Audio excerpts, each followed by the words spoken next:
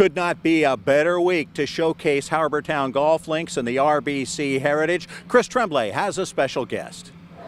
You're absolutely right, Bob. We do have a very special guest here, Mr. John Farrell, the Director of Golf here at Harbor Town. Thanks so much for taking a few minutes to join us. Oh, my pleasure, Chris. Thanks for having me. The big question on everybody's mind, obviously in October we were hit with a major catastrophe here on the island, and everybody wants to know, how is the course, where do we stand? Well, most importantly, let's start with no loss of life, right? Very important. Yeah, we're counting our blessings. The shot values are all intact. Just to give you the bullet points, shot values are intact. Integrity of the design's intact. We got a little bit more circulation, a little bit more sun. It feels less cavernous. It feels less claustrophobic. It feels different, but you still got to hit all the same golf shots. And that's not just my opinion. We've brought in the tour agronomists, we've brought in tour officials, and everybody's in agreement that it's just awesome out there.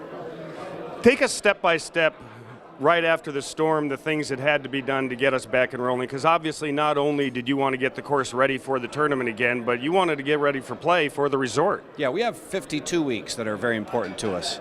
That one is huge. Obviously, when you're playing host to the best players in the world and you have an international TV audience, but we're just as concerned about your experience and everybody else that's coming on a regular day. You know, they put fresh batteries in their cameras and they have an outfit picked out for their day here, and we want to over-deliver, under-promise and over-deliver. So our ownership is 100% behind our efforts here, and a lot of integrity involved. They did what was right. They employed the best tree removal company in the country, Davey Tree Company. They brought in 60 people, came in and blitzed this golf course.